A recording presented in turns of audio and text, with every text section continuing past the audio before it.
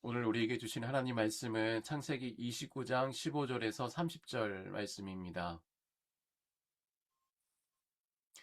라반이 야곱에게 이르되 내가 비록 내 생질이나 어찌 그저 내 일을 하겠느냐, 내 품삯을 어떻게 할지 내게 말하라. 라반에게 두 딸이 있으니 언니의 이름은 레아요 아우의 이름은 라헬이라. 레아는 시력이 약하고 라헬은 곱고 아름다우니 야곱이 라헬을 더 사랑함으로 대답하되 내가 외삼촌의 작은 딸 라헬을 위하여 외삼촌에게 7년을 섬기리이다. 라반이 이르되 그를 내게 주는 것이 타인에게 주는 것보다 나으니 나와 함께 있으라.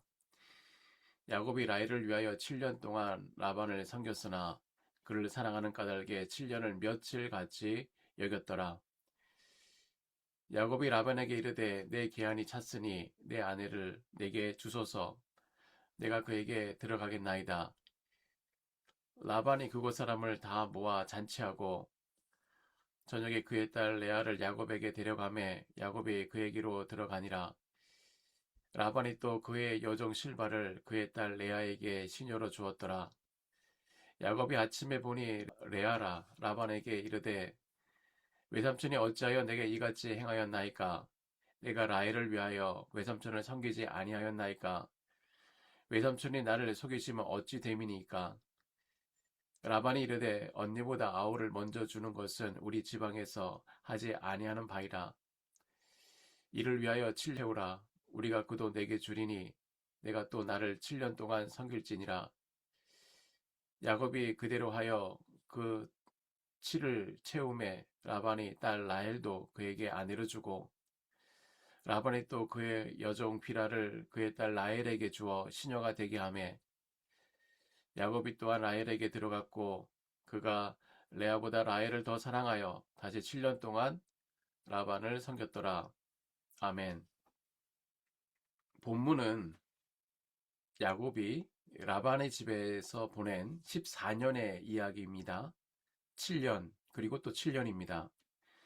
그런데 본문을 가만히 들여다보면 한 가지 이상한 점이 발견됩니다. 같은 7년인데 본문이 이 두 7년을 전혀 다른 결로 적었다는 점입니다. 첫 번째 7년에 대해 본문 20절은 이렇게 말합니다. 야곱이 라헬을 위하여 7년 동안 라반을 섬겼으나 그를 사랑하는 까닭에 7년을 며칠같이 여겼더라. 두 번째 7년에 대해서는 본문 30절에 이렇게 말합니다. 야곱이 또한 라헬에게 들어갔고 그는 라헬을 레아보다 더 사랑하고 라반을 7년 동안 더 섬겼더라. 여기서 더 7년을 섬긴 것이죠. 첫 7년은 며칠같이 흘러갔고 두 번째 7년은 그저 7년 동안 섬겼더라 라고만 기록하고 있습니다. 본문조차 두 7년의 무게를 분명히 차이를 두고 있는데요. 그런데 본문을 따라가다 보면 우리가 한 가지 깨닫게 됩니다. 그 두 번의 7년 모두 야곱이 한 일이 아니라 모두 하나님이 하신 일이었다는 사실입니다. 첫 7년에 야곱이 사랑할 수 있게 하신 분도 하나님이시고 두 번째 7년에 야곱이 견딜 수 있게 하신 분도 하나님이시고 그 사이에 야곱에게 거울을 뒤로대신 분도 하나님이십니다. 야곱은 자기가 라헬을 위해 일했다고 생각했지만 본문이 우리에게 보여주는 것은 그 14년이 곧 하나님이 야곱을 빚으신 14년이었다는 것입니다. 그러므로 우리는 오늘 본문을 통해 한 가지를 새롭게 듣게 됩니다. 우리는 흔히 신앙이 깊어지면 억울한 일이 사라질 것이라 기대합니다. 그러나 본문은 정반대를 말합니다. 하나님은 야곱을 빚으시기 위해 라반의 집으로 인도하셨고 라반의 집에서 야곱이 사랑한 7년과 야곱을 억울하게 했던 7년 모두 사용하셨습니다. 한 사람을 한 백성으로 만드시기 위해서 말입니다. 오늘 본문을 따라 야곱을 만나보고자 합니다. 첫 번째 7년, 그리고 그 아침에 있었던 일, 그리고 두 번째 7년을 함께 살펴보려고 합니다. 먼저 첫 번째 7년에 사랑이 기간을 짧게 하는 자리였습니다. 라반은 야곱이 자기 집에 온 지 한 달이 지나자 그를 부릅니다. 내가 비록 나의 생질이나 어찌 그저 내 일을 하겠느냐, 내 품삯을 어떻게 할지 내게 말하라. 표면적으로는 매우 친절하고 합리적인 제안입니다. 라반이 무엇이라고 합니까? 내 품삯을 내가 정하라. 한국말로 하면 내 마음대로 골라봐라입니다. 들으면 친절하지만 들여다보면 무서운 말입니다. 라반은 지난 한 달 동안 야곱을 가만히 지켜보았을 것이에요. 빈손으로 도망쳐온 청년, 돌아갈 곳이 없는 청년, 자기 둘째 딸에게 마음을 빼앗긴 청년. 그 모든 약점을 손에 쥔 다음 라반은 입을 열었습니다. 어떤 대답이 나올지 다 알면서 던진 미끼였어요. 라반의 식탁은 친척의 식탁이 아니라 약자를 가두는 올무가 깔린 식탁이었습니다. 이것이 바로 억울함이 시작되는 자리입니다. 약자의 자리, 돌아갈 곳이 없는 자리, 선택권이 없는데 선택권이 주어진 것처럼 보이는 자리. 우리 가운데 적지 않은 분들이 이 자리를 아십니다. 학교에서, 직장에서, 때로는 가정에서, 그리고 이방의 땅에서 약자의 자리에 서본 적이 누구나 있습니다. 라반의 식탁이 우리 인생에 한두 번쯤은 차려져 있습니다. 이어서 16절, 17절을 보십시오. 라반에게 두 딸이 있으니 언니의 이름은 레아요, 아우의 이름은 라헬이라. 레아는 시력이 약하고 라헬은 곱고 아름다우니. 그러니까 본문이 매우 흥미롭게 두 자매를 우리에게 소개합니다. 굳이 누가 언니이고 누가 아우인지 짚어주고 있어요. 언니의 이름은 레아, 아우의 이름은 라헬. 여러분, 이 한 줄을 잘 기억해 두시기 바랍니다. 이 한 줄이 본문에 우리에게 들려주는 의미가 있습니다.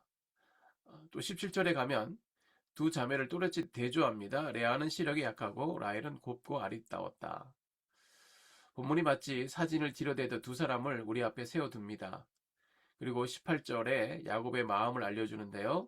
야곱이 라헬을 사랑하였으므로 대답하되 내가 외삼촌의 작은 딸 레아를 위하여 외삼촌에게 7년을 섬기리이다. 본문에서 사랑이라는 단어가 처음 등장합니다. 야곱이 라헬을 사랑했습니다. 그래서 7년을 일하겠다고 말합니다. 7년은 짧은 시간이 아니죠. 그런데 야곱은 그 청춘을 라헬 한 사람을 위해 내어놓겠다고 합니다. 이에 라반은 19절에 큰 인심을 베풀듯이 말하죠. 그를 내게 주는 것이 타인에게 주는 것보다 나으니 나와 함께 있으라. 20절에 야곱이 라헬을 위하여 7년 동안 섬겼으나 그를 사랑하는 까닭에 7년을 며칠같이 여겼더라. 7년이 며칠같이 흘렀습니다. 1년이 한 달 같다는 것도 아니고요. 한 달이 하루 같다는 것도 아닙니다. 7년이 며칠 같다는 것. 여러분, 라반의 식탁은 그대로였습니다. 라반의 계산도 그대로였어요. 환경이 바뀐 것이 아닙니다. 7년이라는 시간도 그대로 흘렀습니다. 단 한 가지 달라졌을 뿐인데요. 야곱이 그 시간 안에 사랑하고 있었다는 것입니다. 이 사랑이 시간을 줄여놓았어요. 그렇다면 우리는 한 가지를 묻지 않을 수 없습니다. 그 사랑은 누가 야곱 안에 심어주었을까요? 야곱이 스스로 만들었습니까? 아닙니다. 야곱은 사랑할 줄 아는 사람이 아니었어요. 야곱은 형의 발꿈치를 잡고 태어난 사람입니다. 야곱이라는 이름 자체가 발꿈치를 잡은 자, 곧 속이는 자라는 뜻입니다. 자기 이익을 챙길 줄 알았지만 누군가를 위해 자기를 내어줄 줄은 몰랐던 사람입니다. 그런 야곱이 라헬을 위해 청춘 7년을 며칠처럼 흘려보냈어요. 이것은 야곱이 스스로 한 일이 아니에요. 하나님이 야곱 안에 두신 사랑이 한 일입니다. 하나님은 라반의 식탁을 치워주신 것이 아니에요. 라반은 라반대로 두시고 식탁은 식탁대로 두시고, 그러나 야곱의 마음 한가운데 사랑을 두셨습니다. 환경이 아니라 사람을 바꾸셨어요. 이것이 하나님의 일하시는 방법입니다. 그리고 야곱은 그 첫 번째 7년 동안 자기 인생에서 처음으로 사랑하는 자가 되어 가고 있었습니다. 발꿈치 잡는 자였던 사람이 한 사람을 위해 7년을 내어주는 사람으로 자라고 있었습니다. 본문이 굳이 7년을 며칠까지 여겼더라 라고 적어둔 이유가 거기에 있습니다. 이것은 야곱의 변화입니다. 야곱의 첫 번째 변화이죠. 이것이 하나님의 첫 번째 빚으심의 자리입니다. 우리 안에 두신 사랑이 시간을 다르게 흐르게 합니다. 하나님은 우리의 환경을 바꾸시기 전에 먼저 우리의 마음에 사랑을 두십니다. 그것이 우리를 빚어가시는 하나님의 첫 번째 방법입니다.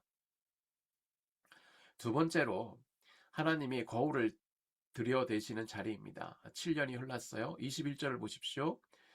야곱이 라반에게 이르되 내 기한이 찼으니 내 아내를 내게 주소서 내가 그에게 들어가겠나이다.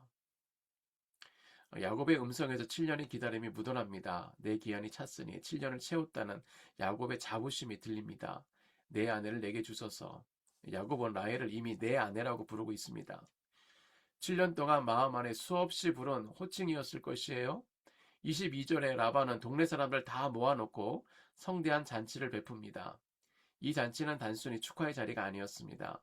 온 동네 남자들을 증인으로 세워 자신이 곧 저지를 엄청난 사기극을 합법화하려는 치밀한 계산이었어요.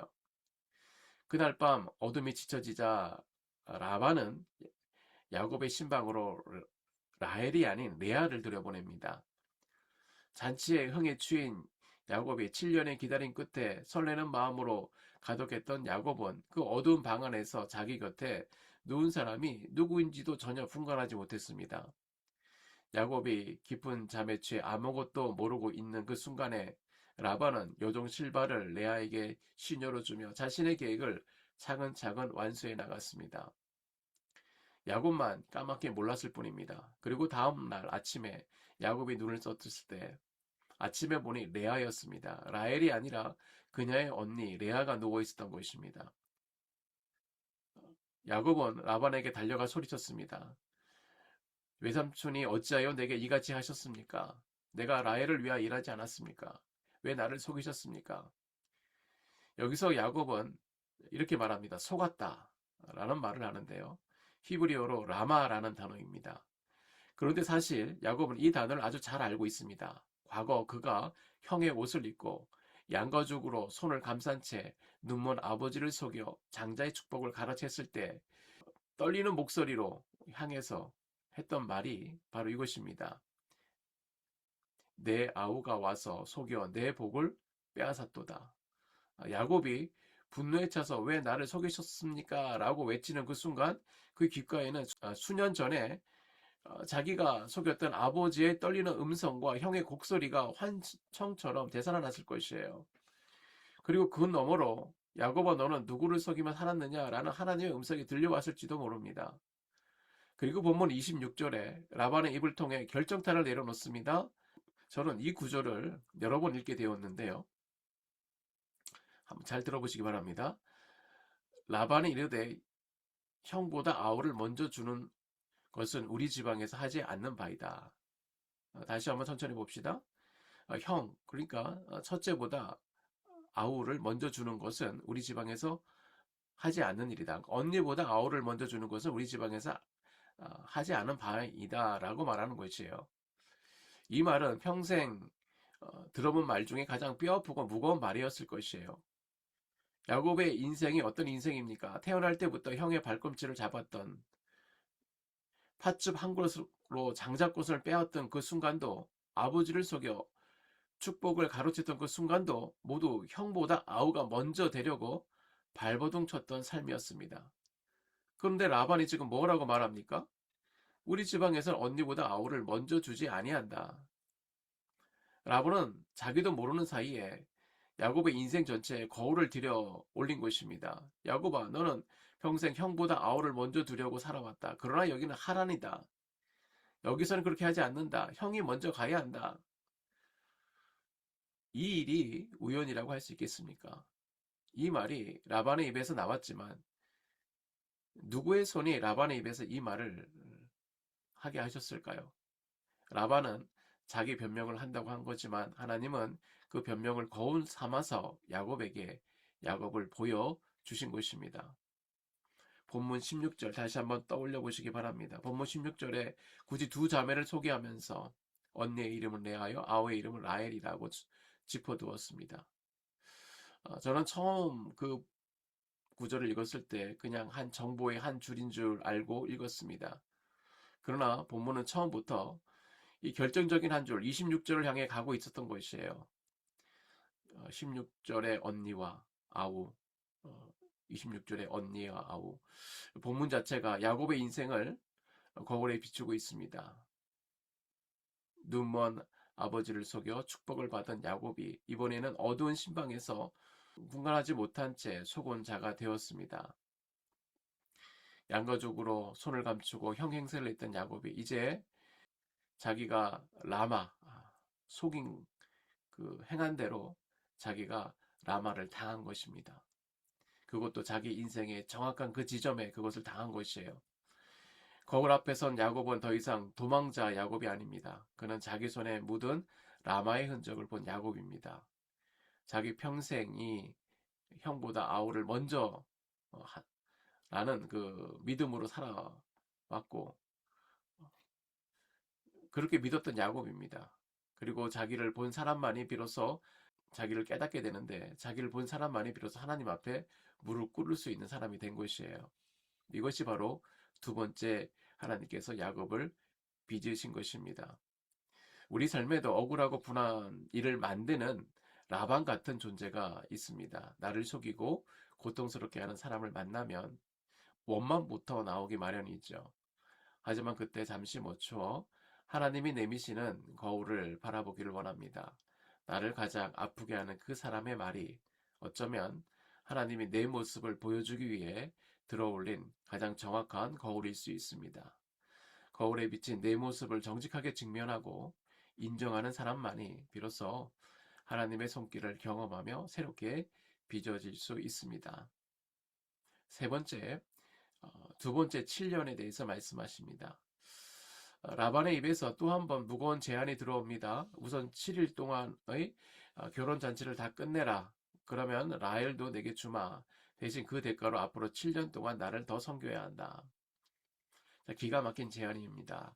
사기를 당해 억울해 죽겠는데 라반은 미안해하기는커녕 또다시 7년이라는 노동계약서를 드미러 댄 것입니다. 본문을 보면 야곱은 어떻게 했습니까?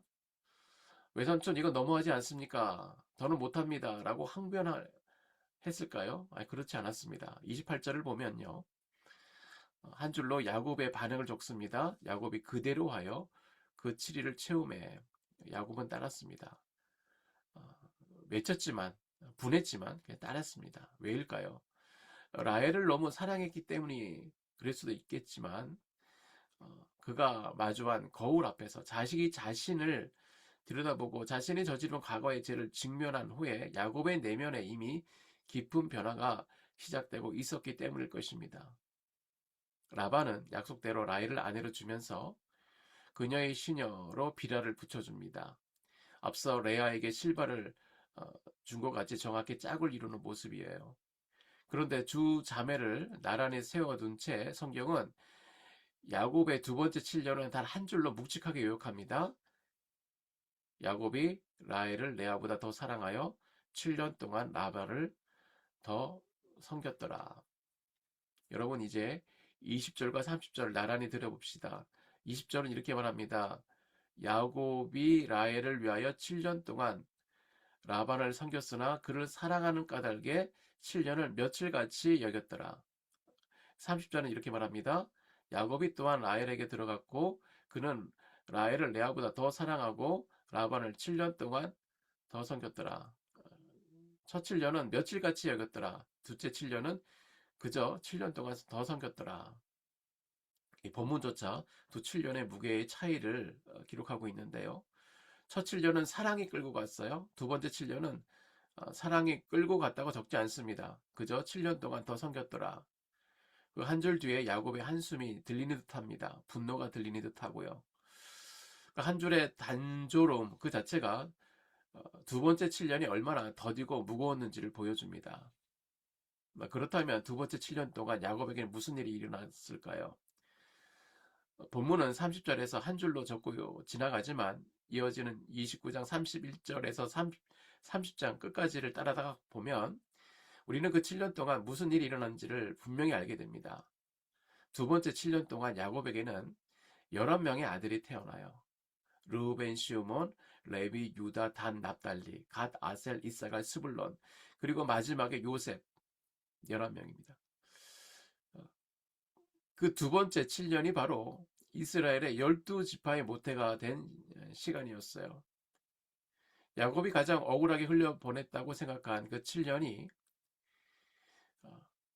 본문이 그저 7년 동안 섬겼더라 라고만 적고 지나간 그 7년이 실은 한 민족이 잉태되고 있었던 7년입니다. 하나님은 야곱이 견디고 있던 그 시간에 이스라엘이라는 한 백성의 기초를 놓고 계셨습니다. 야곱은 그것을 몰랐습니다. 그는 자기가 라반에게 속아 시간을 빼앗기고 있다고 생각했을 것이에요. 그러나 하나님은 그 시간을 가장 거룩한 시간으로 빚어가고 계셨습니다. 그 시간 안에 유다가 태어났고요. 그 유다가 그 유다 가문에서 다윗이 태어났고 다윗의 가문에서 메시아가 나셨습니다.